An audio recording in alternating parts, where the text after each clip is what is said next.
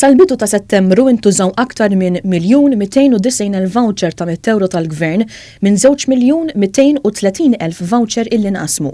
Dan ifisser li din il-miżura biss tefet €25,800,000 fl-ekonomija lokali sissa, e kif sissa ntużaw 57.8% tal-vouchers imqasma. F'analiżi li ta' il-Ministru għall-Ekonomija Silvio Xkembri ġie spjegat li aktar minn 82% tal-vouchers il-ħomor ġew użati sissa, filwaqt li ftit aktar minn 17% tal-vouchers il-blu ġew użati wkoll. Il-Ministru Xkembri spjega wkoll li biż-2 miljun voucher li ħareġ il-Gvern, l-ekonomija kapaċi tara injezzjoni diretta li taqbes l-€44 miljun. Iżda l-effett multipliku ġenerat mill-vouchers huwa akbar. Jekk wieħed iħares lejn il-mod kif sissa ntużaw il-vouchers il-ħomor jara li għal kull €20 voucher kien hemm spiża żejda ta' €7.16 u għal kull voucher blu użat kien hemm spiża addizzjonali ta' €16.42. Dan ifisser li l-injezzjoni ekonomika b'kollox inkluż il-VAT hija ta' €37,300,000 sal-bidu ta' Settembru. Kien spjegat ukoll li nhar it-8 ta' Wissu intuża l-akbar ammont ta' vouchers u nhar ta' Sibt qed jisarfu medja ta' 46,000 voucher. Fost l-istabbilimenti l-aktar popolari sissa fejn wieħed juża l-vouchers hemm postijiet ta' akkomodazzjoni tal-erba' stilel, ristoranti popolari u ħwienet ta' ditti rinomati. Stanley Mifsud, il-kap eżekuttiv uffiċjali tal-Mimkol, spjega wkoll li ħafna negozji marru passoltre minn jeddhom biex jattiraw aktar klijenti.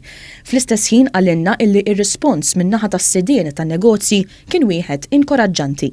Kien inkoraġġanti u aħna anke il-Ministru stess fil-fatt għamla ċenna li jew ħajjarhom ukoll li dak li jkun il-business ikompli juri s-sens ta' intraprenditorija minn naħa tiegħu u jżid l-offert li jagħmlu.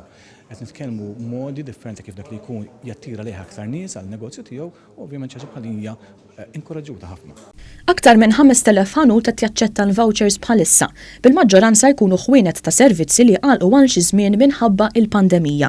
Isegwuhom hemm lukandi, ristoranti u skejjel tal-Adis u numru ta' stabbilimenti qed jaċċettaw iż-żewġ tipi ta' vouchers.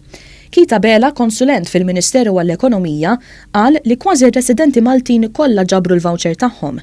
61.6% tar-residenti f'Malta ġejjin minn pajjiżi tal-Unjoni Ewropea ukoll ġabru l-vouchers tagħhom, flimkien ma' 79.4% tar-residenti f'Malta ġejjin minn barra l-Unjoni Ewropea.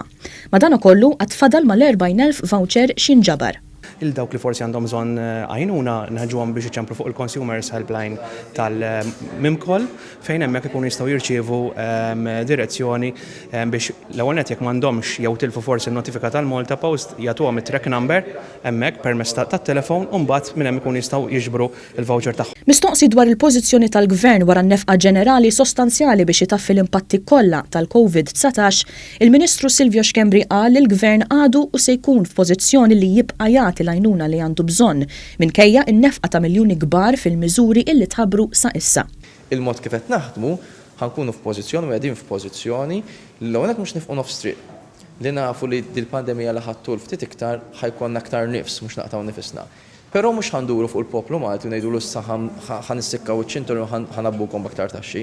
Il-budget ukoll li ġej f'Ottubru irid tkun budget ta' espansjoni li nkomplu ngħinu l-familji, nkomplu nistimulaw l-attività ekonomika sabiex hemmhekk inkomplu nassiguraw il-livell ta' għajxin tal-poplu Malti wawġi. Negozji jew anki persuni li qatt għandhom bżonn l-għajnuna dwar dan jistgħu jikkuntattjaw il-Mimkol fuq numri apposta għan negozji jew konsumaturi.